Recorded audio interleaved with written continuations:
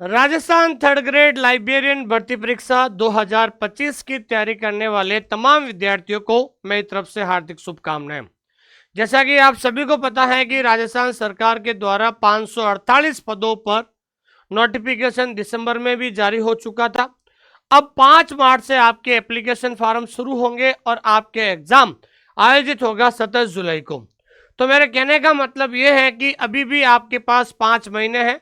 अगर कोई विद्यार्थी रोजाना 8 से 10 घंटा तैयारी करता है तो अगले 5 महीने में वो अपनी सफलता को प्राप्त कर सकता है। दोस्तों, आइए शुरुआत करते हैं आज का सबसे इम्पोर्टेंट टॉपिक।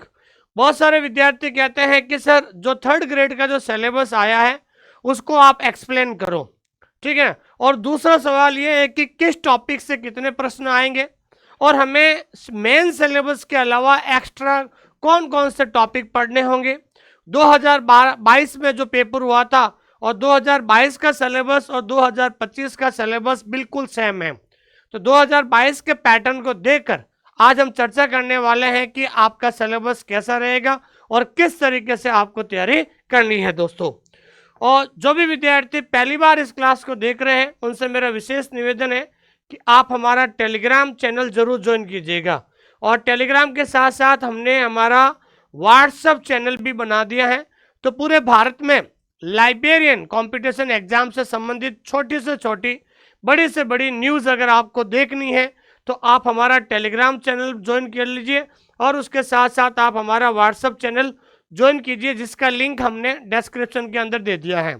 अगर आप हमारे राजस्थान थर्ड ग्रेड की तैयारी हमारे साथ करना चाहते हैं तो प्ले स्टोर में जाइए और वहाँ पर ऐप डाउनलोड करें ऑनलाइन स्कूल इंडिया, और उसके साथ साथ उसके अंदर ऐप के अंदर जो थर्ड ग्रेड का जो फ्री कंटेंट है उस फ्री कंटेंट को जरूर देखें।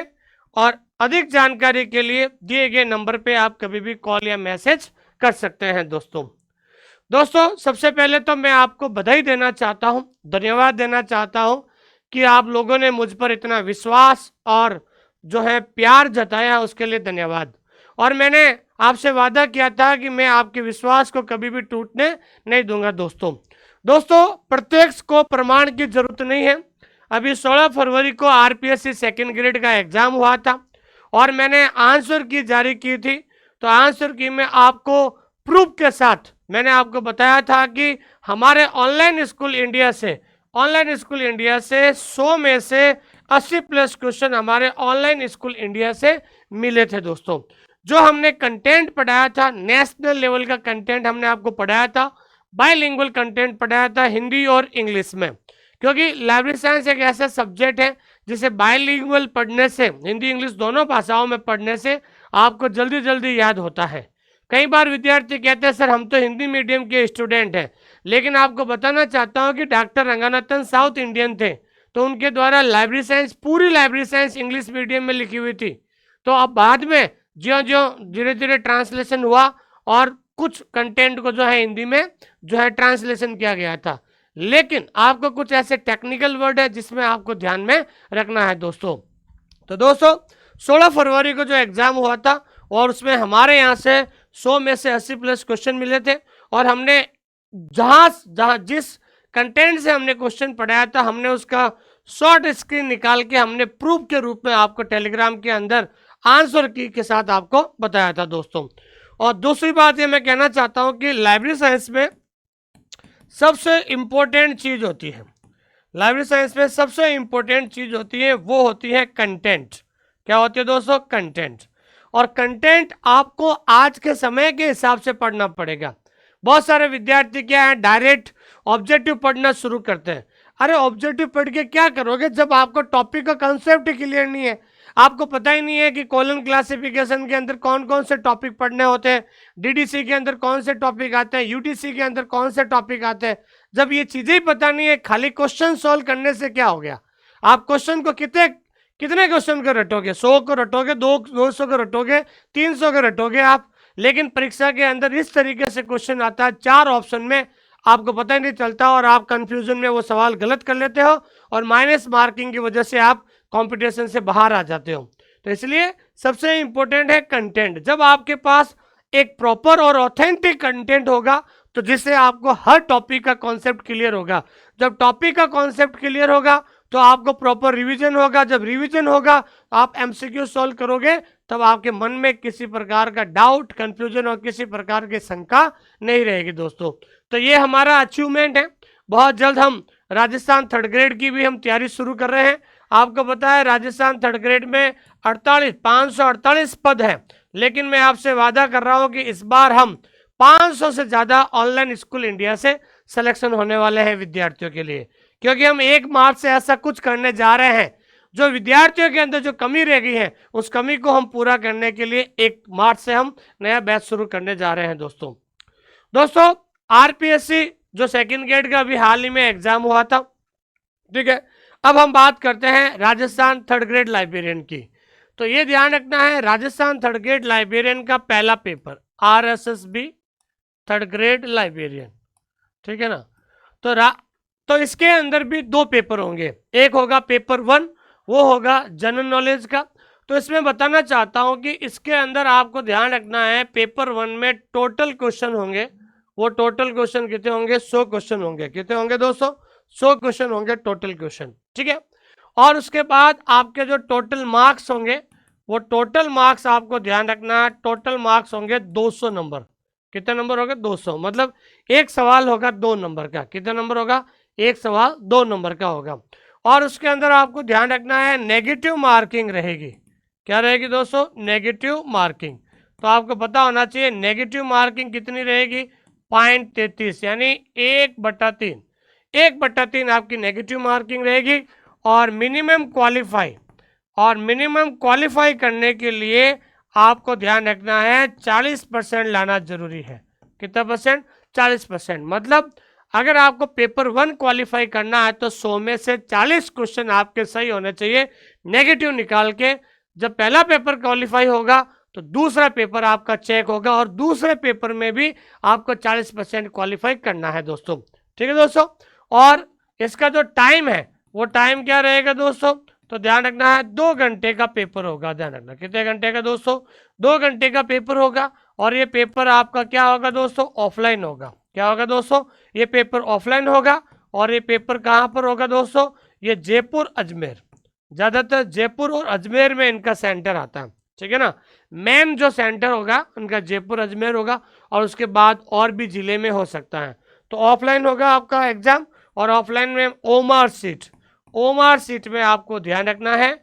और आपको ओमार सीट में गोला भरने के लिए आपको एक्स्ट्रा 10 मिनट दिया जाएगा।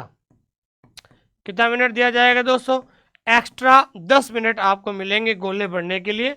तो इसलिए आपको बहुत ही अच्छी तरीके से आपको तैयारी करनी है दोस्तों, ठीक है दोस्तों। तो ये जो सारी जो बेसिक चीज़ें हैं जो मैंने बताई हैं दोस्तों। अब मैं आपको बताना चाहता हूं कि पहला जो टॉपिक है, पहला जो पेपर है, उस पेपर के सिलेबस के बारे में मैं बात करना चाहता हूं दोस्तों। तो पहला जो पेपर है वो आपका राजस्थान जीके का रहेगा। अब बहुत सारे विद्यार्थी कहते हैं कि सर इसका विस्तृत सिलेबस आएगा क्या?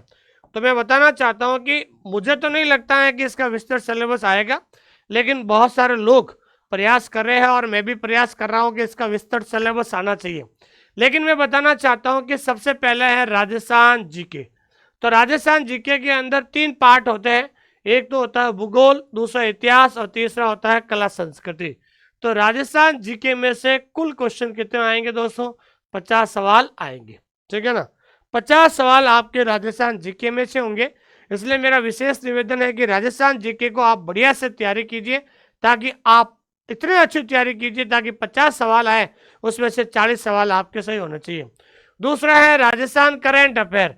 तो आपको ध्यान रखना है करंट अफेयर आपके जो है 15 क्वेश्चन आएंगे। अब बहुत सारे विद्यार्थी कहते हैं कि इसे करंट अफेयर कब से पढ़ना शुरू कीजिए। देखिए आपका नोटिफिकेशन आया था दिसंबर 2024। तो दिसंबर 2024 से जुलाई 2025 तक का आपको करंट अफेयर पढ़ना है। तो मेरा विशेष निवेदन है कि आप अपना करंट अफेयर पढ़ना शुरू कीजिए और डेली करंट अफेयर के लिए आधा घंटा कम से कम रोजाना करंट अफेयर को जरूर पढ़ना शुरू कीजिए दोस्तों, ठीक है। तीसरा है विश्व और भारत का सामान्य ज्ञान। तो अगर हम बात करते हैं विश्व और भारत का सामान्य विज्ञान, जिसमें आपको ध्यान रखना है भारत भूगोल। तो भारत भूगोल आपको पढ़ना है। भारत भूगोल के 7 क्वेश्चन है, और उसके बाद विश्व भूगोल, और विश्व भूगोल के भी 7-8 क्वेश्चन है, ध्यान रखना। तो भारत भूगोल और विश्व भूगोल के आपके टोटल कितने क्वेश्चन होंगे दोस्तों? 15 क्वेश्चन होंगे। तो ये 15 क्वेश्चन है भारत भूगोल और विश्व भूगोल। उसके बाद हम बात करते हैं शिक्षा मनोविज्ञान, एजुकेशन साइकोलॉजी। तो ध्यान रखना है, एजुकेशन साइकोलॉजी के आपके क्वेश्चन बनेंगे, 20 क्वेश्चन आपके बनेंगे। तो 50 और 15 65, 65 और 15 कितने हो गए? 80, 80 और 20, 100 क्वेश्चन आपके इस तरीके से, इस फॉर्मेट में ये आपका एग्जाम पैटर्न रहेगा दोस्तों। देखिए, अब बहुत सारे विद्यार्थी के सर इसके अंदर कौन कौन से टॉपिक होंगे? देखिए, टॉपिक तो नहीं दिए हुए हैं, और ना 2022 में भी टॉपिक नहीं दिया हुआ है। तो मेरा विशेष निवेदन है कि आप टॉपिक को चिंता छोड़ के, अगर मान लीजिए टॉपिक दे भी देते, तो मान लीजिए कला संस्कृति में 20 टॉपिक पढ़ने होते हैं, मान लीजिए सिलेबस में दे दिए तो 15 टॉपिक दे दिए, तो 5 आपको एक्स्ट्रा भी पढ़ना है। तो इसलिए मेरा विशेष निवेदन ये है कि जो आरपीएससी सेकेंड ग्रेड का जो सिलेबस था, और उस सिलेबस में जो टॉपिक है, उस टॉपिक के आधार पर आपको पढ़ना। तो दोस्तों, इस प्रकार से आपका ये क्या रहेगा दोस्तों? सिलेबस रहेगा। इसी पैटर्न के आधार पर आपको तैयारी करनी पड़ेगी दोस्तों। ये हो गया आपका पेपर 1। क्या हो गया? पेपर 1। अब हम बात करते हैं पेपर 2। तो पेपर 2 है, वो है आपके लाइब्रेरी साइंस का। तो मैं बताना चाहता हूं, पेपर 2 में भी आपके टोटल क्वेश्चन कितने होंगे? तो टोटल क्वेश्चन 100 होंगे आपके, और टोटल मार्क्स कितना होगा? तो पेपर 2 जो होगा लाइब्रेरी साइंस का, वो भी आपके 200 मार्क्स का होगा। तो पेपर 2 में भी आपकी नेगेटिव मार्किंग रहेगी। तो पेपर 2 में भी आपकी नेगेटिव मार्किंग क्या रहेगी? 0.33 या 1/3 आपकी नेगेटिव मार्किंग रहेगी। और पेपर 2 में भी मिनिमम क्वालिफाई, तो मिनिमम क्वालिफाई के लिए आपको 40% लाना जरूरी है दोस्तों। और जो है पेपर भी क्या होगा दोस्तों? ऑफलाइन पेपर होगा, और इसमें भी आपको 2 घंटे समय मिलेगा, और 10 मिनट जो है आपको एक्स्ट्रा टाइम मिलेगा। तो सेम प्रोसेस जो है वो आपका क्या रहेगा? पेपर 2 में भी रहेगा दोस्तों। तो अगर हम बात करते हैं पेपर 2 का सिलेबस, ये 2022 में भी आपका सिलेबस था पेपर 2 का। अब जो है आपके, तो पेपर 2 में जो पहला टॉपिक है वो है आपका यूनिवर्स ऑफ नॉलेज। अब देखिए कौन कौन से टॉपिक आपको पढ़ना है। देखिए, सबसे पहले स्टूडेंट को ये पता ही नहीं चल रहा है कि सर हमें कौन कौन से टॉपिक पढ़ना है, सिलेबस में किस किस टॉपिक से सवाल आते हैं। तो पहला जो टॉपिक है वो है यूनिवर्स ऑफ नॉलेज, जिसे हम कहते हैं ज्ञान जगत। तो पहला टॉपिक बनेगा आपका ज्ञान जगत की संरचना। तो पहला टॉपिक क्या है दोस्तों? ज्ञान जगत की संरचना। तो पहला टॉपिक आपका होगा ज्ञान जगत की संरचना, कौन कौन सी होती है उसके बारे में पढ़ना है। दूसरा टॉपिक बनेगा ज्ञान जगत की विशेषता, ठीक है ना। टोटल 9 विशेषताएं होती है, उन 9 विशेषताओं को आपको ध्यान रखना। तो ये हो गया दूसरा टॉपिक। तीसरा टॉपिक है, वेरी इंपॉर्टेंट है, विषय निर्माण की विधियां। तो ध्यान रखना है, 2022 में विषय निर्माण की विधियां जो टॉपिक है, इसमें से 5 क्वेश्चन पूछे गए थे। कितने क्वेश्चन पूछे गए थे? 5 क्वेश्चन इस टॉपिक में से पूछे गए थे, ये आपको ध्यान में रखना है, ठीक है। उसके बाद हम बात करते हैं, अगला टॉपिक है विभिन्न प्रकार के विषय, टाइप्स ऑफ सब्जेक्ट। तो टाइप्स ऑफ सब्जेक्ट ये कितना टॉपिक है? चौथा टॉपिक है। ये यूनिट 1 में चौथा टॉपिक है। और 5वां टॉपिक है universe of subject as mapped in different scheme of classification. ये आपके 5वां टॉपिक है दोस्तों। तो कहने का मतलब इस यूनिट 1 में आपको 5 टॉपिक पढ़ने हैं, और इस यूनिट 1 से ध्यान रखना, ये जो यूनिट 1 है यहां से ध्यान रखना है, कुल 10 क्वेश्चन पूछे जाएंगे। कितने क्वेश्चन आएंगे दोस्तों? 10 क्वेश्चन जो है आपके यूनिट 1 में, यूनिट 1 से पूछे जाएंगे। ये आपको अच्छी तरीके से ध्यान में रखना है दोस्तों, ठीक है। तो पहला यूनिट में ये 5 टॉपिक आपको पढ़ना है। अब हम बात करते हैं दूसरा यूनिट, जिसे हम कहते हैं बिब्लियोग्राफिक डिस्क्रिप्शन, और जिसे हम क्या कहते हैं दोस्तों? कैटलॉगिंग पार्ट्स भी कहते हैं। क्या कहते हैं दोस्तों? कैटलॉगिंग यानी सूचीकरण भी कहते हैं दोस्तों। उसमें पहला टॉपिक होता है कैटलॉगिंग। क्या है दोस्तों? कैटलॉगिंग है। उसके साथ साथ कैटलॉग का स्ट्रक्चर। दूसरा टॉपिक है types of physical form in including. ये दूसरा टाइप होगा कि फिजिकल फॉर्म कौन कौन से होते हैं, दूसरा। और तीसरा होता है आपके ओपेक। ये तीसरा टॉपिक आपका क्या रहेगा? ओपेक वाला रहेगा दोस्तों, ठीक है। उसके बाद हम चौथा टॉपिक पढ़ेंगे नॉर्मेटिव प्रिंसिपल्स ऑफ कैटलॉगिंग। तो ये आपका होगा normative principle of cataloguing. Cataloguing के कौन कौन से प्रिंसिपल्स होते हैं, कौन कौन से सिद्धांत होते हैं दोस्तों। उसके बाद है overview of principles of practice in document description. ठीक है ना दोस्तों। अब डॉक्यूमेंट डिस्क्रिप्शन के अंदर जितने भी टॉपिक आते हैं वो सारे टॉपिक अपन को इसके अंदर पढ़ने हैं। फिर उसके बाद है current trend in standard description of action. अब करंट ट्रेंड में ध्यान रखना है, जैसे आरडीए है, FR BR टॉपिक है, ये टॉपिक ध्यान रखना है, करंट जो है ट्रेंड के अंदर आते हैं। ठीक है। उसके बाद हम बात करते हैं स्टैंडर्ड कोड ऑफ कैटलॉग। अब स्टैंडर्ड कोड ऑफ कैटलॉग के अंदर ध्यान रखना है, जैसे CCC है, ठीक है ना, AACR1 है, ठीक है ना। उसके बाद अगला टॉपिक है AACR2 है, ठीक है ना। इसके बाद आपका जो टॉपिक है मार्क है, उसके बाद आपका टॉपिक है ISBD है, उसके बाद है CCF है आपके। तो ये तमाम जो टॉपिक है ये सारे इसके अंदर आते हैं दोस्तों। तो आपको हर छोटा सा छोटा टॉपिक आपको अच्छी तरीके से पढ़ना होगा दोस्तों। उसके बाद हम बात करते हैं आपका जो ये दूसरा यूनिट। तो आपका ये जो दूसरा यूनिट है, इस दूसरे यूनिट में से आपके कुल प्रश्न बनेंगे आपके 30। कितने क्वेश्चन बनेंगे आपके? 30 क्वेश्चन आपको बनेंगे, ध्यान रखना। तो ये दूसरा जो है कैटलॉगिंग से संबंध रखता है, और इस कैटलॉगिंग के अंदर जितने भी कोड है और इसमें ये सारे जो टॉपिक है वो आपको सिस्टमेटिक तरीके से पढ़ना पड़ेगा।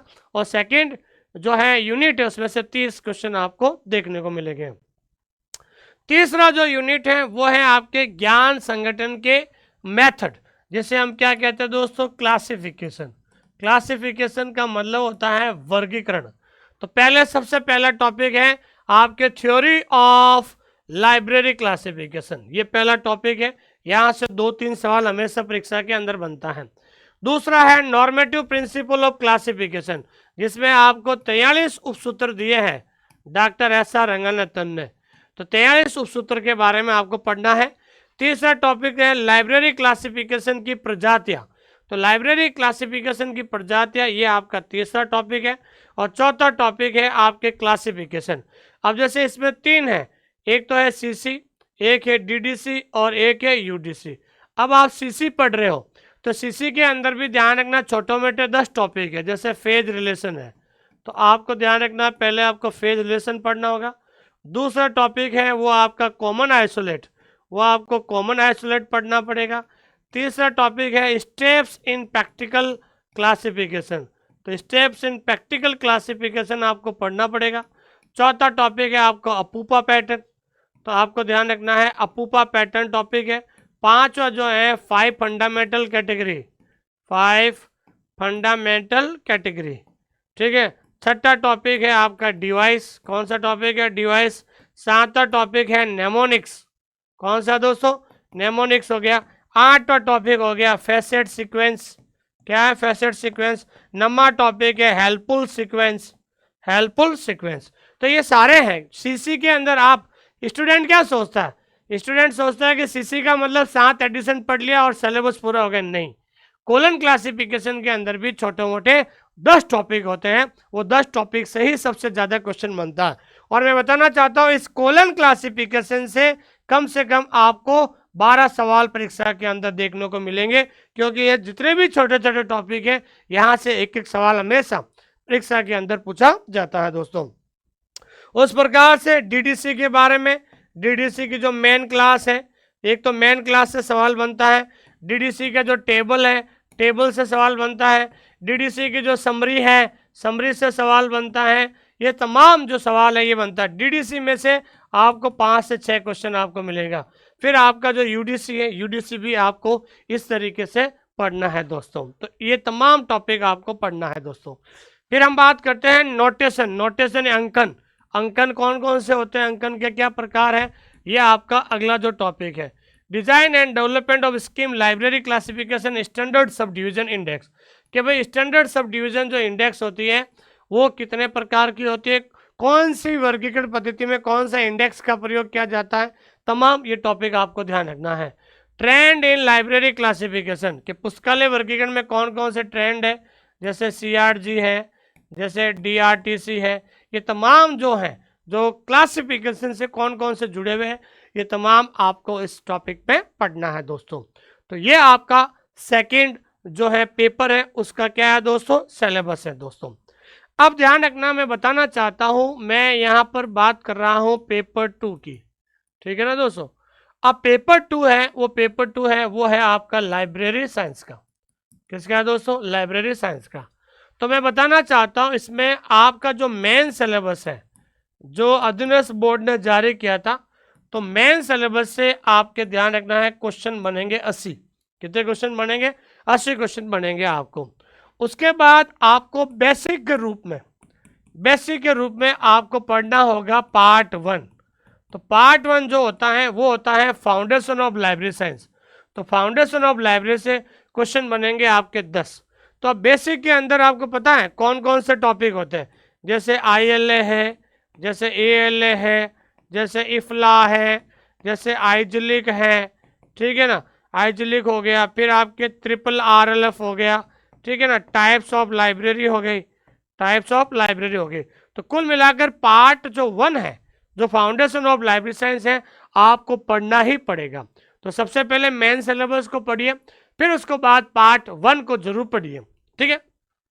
तो 10 क्वेश्चन हो गए आपके, तो टोटल हो गए आपके 90 क्वेश्चन। अब आपको लगता है कि 10 क्वेश्चन कौन से आएंगे, तो इसके अलावा आपको ध्यान रखना है पार्ट 3। पार्ट 3 का मतलब होता है लाइब्रेरी मैनेजमेंट, लाइब्रेरी मैनेजमेंट। चौथा है पार्ट 4। पार्ट 4 है रेफरेंस सर्विस यानी संदर्भ सेवा। और पांचवा है पार्ट 5। अब पार्ट 5 पे आपका बेसिक कंप्यूटर। तो ध्यान रखना, ये हालांकि मैनेजमेंट है, रेफरेंस है, कंप्यूटर आपके सिलेबस में नहीं है, लेकिन फिर भी आपने लाइब्रेरी साइंस में CLS, DLS, BLS किया है, तो आपको इनका बेसिक नॉलेज आपको होना जरूरी है। मान लीजिए मैनेजमेंट के अंदर एक सवाल आ गया कि आपकी जो एक्सेशन रजिस्टर में कॉलम की संख्या कितनी है, तो देखिए इस क्वेश्चन को आप चैलेंज नहीं कर सकते हैं कि सर आपने तो हमारे सिलेबस में नहीं दिया, बात सिलेबस की नहीं है। तो ये चीज़ें क्या है दोस्तों, बेसिक चीज़ें होती है, तो आपको ध्यान रखना। अब जैसे कंप्यूटर हमारे सिलेबस में नहीं है, लेकिन 2022 में एक सवाल पूछ लिया था, तो कंप्यूटर आपको नॉलेज आपको होना चाहिए। तो ये जो जितने भी जो आउट ऑफ सिलेबस, इनको हम क्या कहेंगे दोस्तों, आउट ऑफ सिलेबस। तो आपको ध्यान रखना, आउट ऑफ सिलेबस के 10 क्वेश्चन बनेंगे। तो 90 प्लस 10, तो 10 कौन से हैं दोस्तों, आउट ऑफ सिलेबस। इस तरीके से आपका जो है एग्जाम पैटर्न होगा 2025 का, ठीक है ना। इस तरीके से आपका एग्जाम पैटर्न होगा 2025 का, ये चीज आपको ध्यान में रखना है। तो जिसको विश्वास नहीं हो रहा है, तो मैं आपको 2022 का पेपर बताता हूं। मैं आपको 2022 में जो पेपर 2 है, पेपर 2 कौन सा दोस्तों, लाइब्रेरी साइंस। तो 2022 में क्या हुआ था, जो मेन सिलेबस था, ठीक है ना दोस्तों, जो मेन सिलेबस था, तो मेन सिलेबस का मतलब क्या है, पार्ट 2। मेन सिलेबस से कितने क्वेश्चन आए थे, 65 क्वेश्चन आए थे। कितने आए थे दोस्तों, 65 क्वेश्चन आए थे। और out of syllabus, out of syllabus में आपके क्वेश्चन आए थे 25। कितने क्वेश्चन आए थे, 25 क्वेश्चन। फिर इन्होंने 10 क्वेश्चन दे दिया था एजुकेशन साइकोलॉजी के। क्या दे दिया दोस्तों, 10 क्वेश्चन इन्होंने दे दिया है एजुकेशन साइकोलॉजी के। तो आपको ध्यान रख लीजिए, इस तरीके से आपके 100 क्वेश्चन पूछे गए थे, ठीक है। लेकिन पिछली बार इन्होंने सेकेंड पेपर में भी साइकोलॉजी आ गई थी, लेकिन इस बार इन्होंने सेकेंड पेपर में साइकोलॉजी हटा दी है। इस बार केवल साइकोलॉजी जो है पार्ट 1 में ही, सॉरी पेपर 1 में आएगी, पेपर 2 में साइकोलॉजी नहीं आएगी। तो 2022 के अंदर जो मेन सिलेबस है, उसमें से 65 क्वेश्चन आए थे, आउट ऑफ सिलेबस 25 क्वेश्चन थे आपके, और 10 क्वेश्चन ये थे आपके। तो इस तरीके से 2022 का जो पेपर बनाया गया था। लेकिन अब मैं बात कर रहा हूं यहां पर 2025 की। तो अगर आपको 2025 में जो 548 पद है, इन 548 पदों पर अगर आपको नौकरी लेनी है, आपको इसी पैटर्न को फॉलो करना है दोस्तों। तो जितना जल्दी हो सके पार्ट 1 और पार्ट 2 को नोट्स बना लीजिए, और डेली के 5 टॉपिक जो है क्या कीजिए, बढ़िया से रिवीजन कीजिए, जिससे आपका क्लियर हो जाएगा दोस्तों, ठीक है दोस्तों।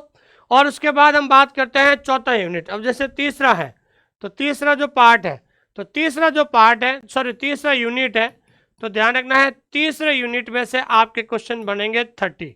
कितने बनेंगे दोस्तों? 30 क्वेश्चन बनेंगे आपके। और उसके बाद हम बात करते हैं आपके सिलेबस का चौथा यूनिट। तो चौथा यूनिट में है subject classification, principles of subject classification, subject heading list और देयर फीचर। इसमें से भी आपके 10 क्वेश्चन बनेंगे। तो आपका जो सिलेबस है, जिसमें मेन सिलेबस मैं यहाँ पर बात कर रहा हूँ, मेन सिलेबस जो हर कंपटीशन एग्जाम में क्या रहता है दोस्तों? पार्ट 2 रहता है। तो यूनिट 1 में आपके 10 क्वेश्चन बनेंगे, ठीक है ना, जो है ज्ञान जगत वाला। यूनिट 2 जो है आपके कैटलॉगिंग वाला, जिसमें आपके 30 क्वेश्चन बनेंगे। जो यूनिट 3 है वो आपके क्लासिफिकेशन का, उसमें 30 क्वेश्चन। और जो यूनिट 4 है, यूनिट 4 में 10 क्वेश्चन। तो कितने क्वेश्चन हो गए दोस्तों? 80 क्वेश्चन आपका जो मेन सिलेबस है, उस मेन सिलेबस में से 80 क्वेश्चन आएंगे।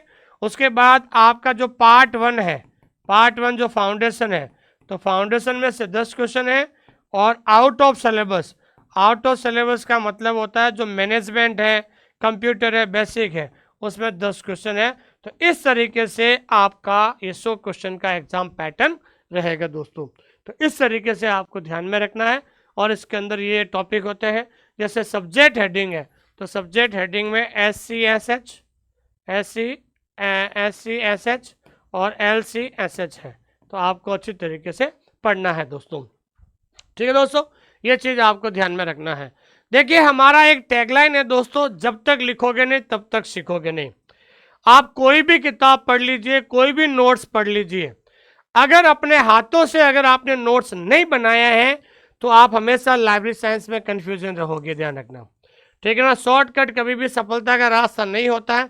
इसलिए मैं बार बार कहता हूं, मैं कभी भी PDF डाउनलोड करने का ऑप्शन नहीं देता हूं। PDF कभी भी नहीं मिलेगी आपको, चाहे आप हमारे यहाँ पर तैयारी करो या नहीं करो, वो आपका जो है स्वयं का निर्णय है।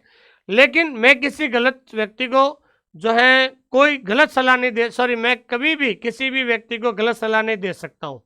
इसलिए अगर आप लिख सकते हैं तो आप हमारे साथ जुड़िए, क्योंकि मैं ये चाहता हूँ कि ये जो है आपके सामने फ़ोन, मैं ये चाहता हूँ कि अगर आप प्रॉपर एक बार नोट्स बना लो तो बार बार जो है फ़ोन की वजह से, मेरे हाथ में जो फ़ोन है, फ़ोन की वजह से बहुत ज़्यादा आपको डिस्टर्बेंस होता है। तो फ़ोन का जो प्रयोग है, अगर आप प्रॉपर तरीके से नोट्स बना लोगे ना, तो केवल और केवल फ़ोन से आप बढ़िया सा टेस्ट दीजिए, रिवीजन कीजिए, लाइव MCQ ज्वाइन कीजिए, उससे आपका टॉपिक क्लियर होगा। आखिरकार आपको नोट से ही रिवीजन करना पड़ेगा दोस्तों, ठीक है। अब असफलता का मुख्य कारण क्या है पता है आपको? ध्यान रखना, असफलता का मुख्य कारण, असफलता का मुख्य कारण मैं बता रहा हूं आपको। उससे पहले मैं बताना चाहता हूं कि अभी RPSC का 2nd ग्रेड का एग्जाम हुआ था, पता है आपको? RPSC का 2nd ग्रेड का एग्जाम हुआ था, जिसमें पेपर 1, तो पेपर 1 में कुल विद्यार्थी 29,000 विद्यार्थी लोग बैठे थे, जबकि पेपर 2 में 27,000 स्टूडेंट्स ही बैठे थे। अगर हम बात करते हैं लाइब्रेरी साइंस में कंपटीशन की, तो आप खुद सोच सकते हैं कि दूसरे कंपटीशन में लाखों विद्यार्थी बैठते हैं। अभी CET एग्जाम में रिजल्ट आया था, तो CET एग्जाम में 8 लाख लोगों को पास किया गया था। लेकिन लाइब्रेरी साइंस एक ऐसा सिलेबस है, छोटा सा सिलेबस है, अगर कोई ढंग से 3, 4, 5 महीने अगर ढंग से पढ़ लेता है, उसकी जीत हो सकती है। तो सिर्फ 27,000 लोग जो हैं उपस्थित हुए थे 2nd ग्रेड में। तो आप मान लीजिए इससे ज़्यादा 3rd ग्रेड में भी नहीं आएंगे, ध्यान रखना। 3rd ग्रेड में 27,000 की जगह 30,000 हो जाएंगे। 30,000 से ज़्यादा आपका जो है कंपटीशन नहीं होगा। और 30,000 में से भी ईमानदारी से पढ़ने वाले, जो ईमानदारी से पढ़ने वाले कितने विद्यार्थी बता दूं मैं आपको? ईमानदारी से पढ़ने वाले सिर्फ और सिर्फ 2,000 विद्यार्थी हैं। कितने विद्यार्थी हैं दोस्तों? 2,000 विद्यार्थी हैं। और ईमानदारी से पढ़ने वाले जिनको वास्तव में नौकरी की चिंता है, जिनको नौकरी लेना है, ठीक है ना दोस्तों, क्योंकि नौकरी लेने के लिए आपको तपना पड़ेगा। 2,000 विद्यार्थी वो है जो ऑनलाइन पढ़ रहे हैं, ऑफलाइन पढ़ रहे हैं, किताबों से पढ़ रहे हैं, वो 2,000 विद्यार्थी सीरियस है। और 2,000 विद्यार्थी हैं, और पदों की संख्या, 548 है, ध्यान रखना। पदों की संख्या कितनी है? 548 है। नहीं के बराबर कंपटीशन है।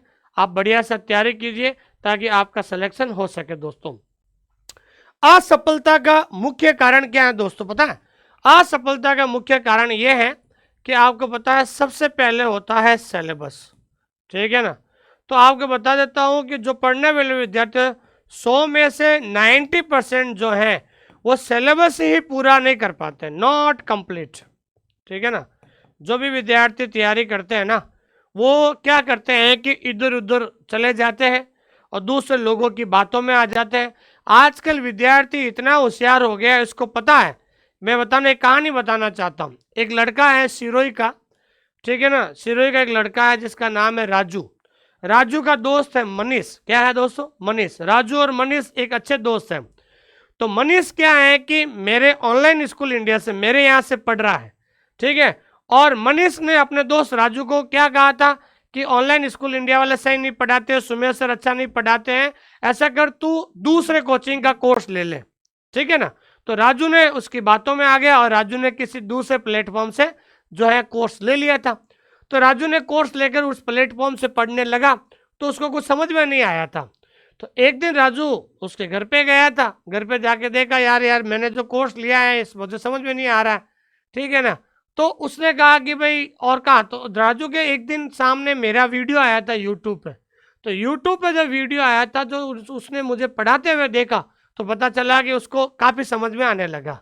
तो राजू एक दिन उस अपने दोस्त मनीष के घर पे गया और उसके अंदर फ़ोन के अंदर देखा कि मेरा ऐप डाउनलोड था और ऐप पे क्लिक किया तो उसको पता चला कि उसने मेरा सब्सक्रिप्शन भी लिया हुआ है।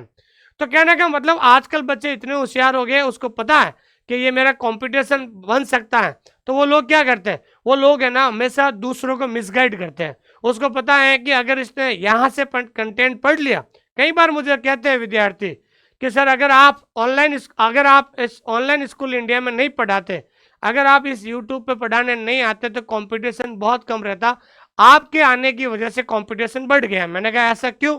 कि आप सर आपने जो है ना लाइब्रेरी साइंस के प्रत्येक टॉपिक को इतना आसान बना दिया है कि कोई भी नया विद्यार्थी अगर ईमानदारी से आपके कहे अनुसार अगर वो 3 से 4 महीने बढ़िया सा तैयारी कर ले, उसको पता चल जाता है कि लाइब्रेरी साइंस को ऐसे पढ़ा जाता है दोस्तों। तो बहुत बहुत धन्यवाद, आप लोगों ने मुझ पर इतना विश्वास रखा, तो मैंने हर टॉपिक को ईजी बना दिया दोस्तों। तो असफल होने का सबसे बड़ा कारण क्या है कि 90% जो विद्यार्थी है उनसे सिलेबस भी पूरा नहीं होता। जब तक सिलेबस पूरा नहीं होता तब तक एग्जाम आ जाते हैं, ठीक है। उसके बाद बात करते हैं रिवीजन। तो आपको पता है रिवीजन करने वाले विद्यार्थी 100 में से कितने होते हैं? तो रिवीजन करने वाले विद्यार्थी 100 में से सिर्फ 10% होते हैं, ठीक है ना। क्योंकि आपको पता है कि 100 में से 99% जिनका सिलेबस ही पूरा नहीं होता, बाकी का 10%, वो बाकी के जो 10% होते हैं वो क्या करते हैं, रिवीजन करना शुरू करते हैं, 10% रिवीजन करना शुरू करते हैं। लेकिन लास्ट में वो एमसीक्यू, तो एमसीक्यू को सोल्व करने वाले कितने लोग होते हैं दोस्तों? 5% होते हैं, ठीक है ना। यहां तक सिर्फ 5% पहुंचते हैं, ध्यान रखना, ठीक है ना।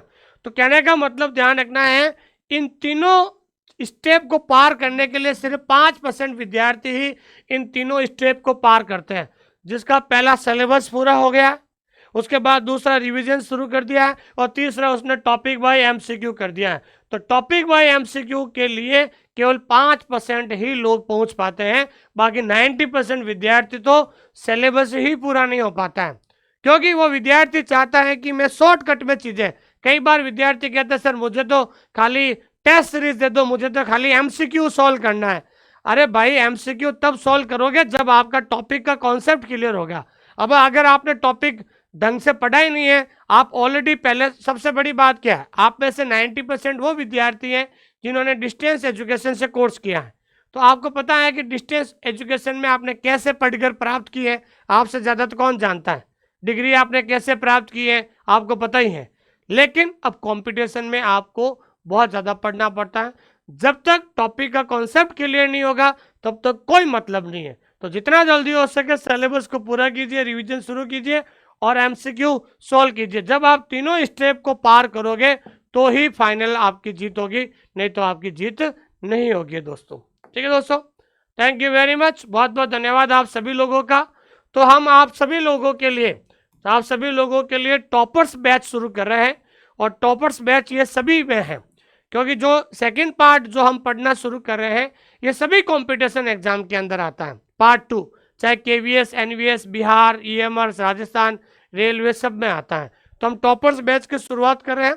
हमारा एक टैगलाइन है दोस्तों, हमारा मार्गदर्शन और आपकी मेहनत।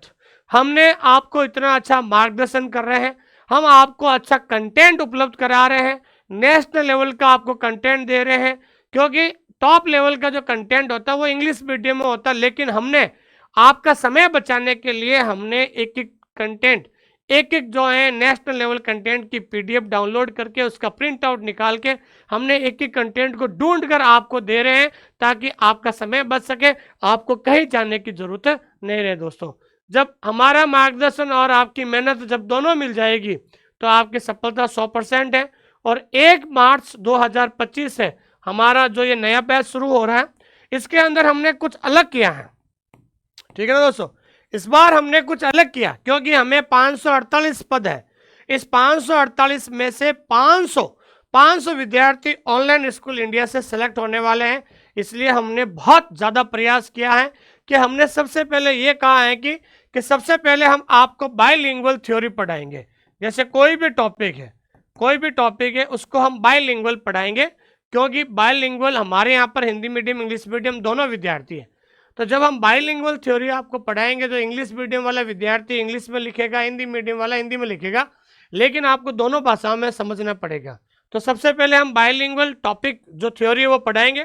फिर टॉपिक के बाद, टॉपिक के नीचे हम उस टॉपिक के सारे एमसीक्यू सॉल्व करवाएंगे। ठीक है ना, उसी दिन। जैसे आज हमने एक टॉपिक पढ़ा है, टॉपिक पूरा पढ़ाने के बाद उस टॉपिक के सारे एमसीक्यू हम जो है इसी में सॉल्व करवाएंगे। और नेक्स्ट डे, अगले दिन जो है उसी टॉपिक का, उस टॉपिक का क्या होगा दोस्तों, टेस्ट होगा। ध्यान रखना, क्या होगा दोस्तों, टेस्ट होगा। क्योंकि आपके अंदर कॉन्फिडेंस कैसे आएगा, आपके अंदर आत्मविश्वास कैसे जगेगा भाई। आपके अंदर जैसे आईएलए टॉपिक आपने पढ़ा, तो आईएलए टॉपिक में ऐसा पढ़ो कि मान लो कोई भी सवाल आपसे पूछे तो एकदम आंसर आपको आना चाहिए। सवाल का लेवल कैसा होता है, प्रीवियस ईयर के क्वेश्चन पेपर कैसे आते हैं, क्वेश्चन कैसे पूछे जाते हैं, तमाम सारी जानकारी होगी। तो एक दिन हम टॉपिक पढ़ेंगे और अगले दिन उस टॉपिक का लाइव टेस्ट होगा। आपको पता चलेगा कि एप्लीकेशन में कितने लोगों ने टेस्ट दिया, कितने लोगों के नंबर आ रहे हैं, आपकी कौन सी रैंक आ रही है, कौन सा क्वेश्चन आपसे गलत हुआ है। तमाम सारी चीजें आप लोगों के अंदर आत्मविश्वास दिलाने के लिए पहली बार मैं आप सभी लोगों के लिए करने जा रहा हूं। इसलिए मेरा विश्वास, सबसे पहले यही कहना चाहता हूं, एक बार जो है सिलेबस में जाकर आप मेन सिलेबस का नोट्स बना लीजिए। एक बार आप सभी लोग नोट्स बना लीजिए, सिलेबस को पूरा कर लीजिए, तो आपके सिलेबस में मात्र 30 टॉपिक है। कितना है दोस्तों, 30 टॉपिक है। और 30 टॉपिक को रोज का अगर आप 3 टॉपिक भी रिवीजन करते हो तो 10 दिन के अंदर आपका सिलेबस कवर हो जाता है पूरा। ठीक है दोस्तों, थैंक यू वेरी मच। और पिछली बार पूरे राजस्थान में 2022 में 120 से ज़्यादा विद्यार्थी हमारे यहाँ से सेलेक्ट हुए, और इस बार हम 548 में से 500 विद्यार्थियों का सिलेक्शन ऑनलाइन स्कूल इंडिया से हम देने वाले हैं, ऐसा मैं आपको विश्वास दिलाता हूं दोस्तों। ठीक है दोस्तों, थैंक यू वेरी मच। और ईएमआरएस के अंदर हमारे यहाँ से 80+ विद्यार्थी, एकलव्य मॉडल में पूरे भारत से विद्यार्थी सिलेक्शन हुआ है, यूजीसी नेट में सिलेक्शन हुआ है। तो अगर कोई विद्यार्थी हमारे साथ तैयारी करना चाहता है, पेपर 1, पेपर 2 और टेस्ट सीरीज भी मिलेगी। और कोई ऑनलाइन स्कूल इंडिया का कोई ओल्ड स्टूडेंट्स है क्या दोस्तों, पुराना विद्यार्थी है, अगर कोई पुराना विद्यार्थी है तो पुराना विद्यार्थी जो है 40% में अपना कोर्स रिन्यू करवा सकता है। ठीक है ना, कोर्स रिन्यू करवा सकता है, तो उसको 3000 नहीं देना होगा, तो 1800 रुपये में उसका कोर्स क्या हो जाएगा, रिन्यू हो जाएगा। पुराने स्टूडेंट के लिए ये ऑफर है, ध्यान रखना। ये ऑफर किसके लिए है दोस्तों, पुराने स्टूडेंट के लिए, ध्यान रखना। जो भी बहुत सारे ऐसे विद्यार्थी हैं जो 2022 में पढ़े थे, ठीक है ना, और अभी सेकंड ग्रेड में पढ़े थे। तो अगर कोई पुराना विद्यार्थी वापस उस कोर्स को रिन्यू करवाना चाहता है तो आपको रिन्यू जो है वो रिन्यू आपका 40% में आपका रिन्यू हो जाएगा। ठीक है दोस्तों, अगर आपको किसी प्रकार की बात करनी है तो 8949992361 इस नंबर पे कॉल कर सकते हैं। एक ही है 89 490 86 504, इस पर भी आप जो है कॉल कर सकते हैं। 2 नंबर हमने आपको दिए हैं दोस्तों। थैंक यू वेरी मच, बहुत बहुत धन्यवाद आप सभी लोगों का। उम्मीद करता हूं कि आपको पता चल गया है कि तैयारी कैसी करनी है, कौन कौन से टॉपिक पढ़ना है, सिलेबस में क्या क्या टॉपिक है, तो ये आपको चीज़ें मालूम हुई दोस्तों। थैंक यू वेरी मच, बहुत बहुत धन्यवाद आप सभी का।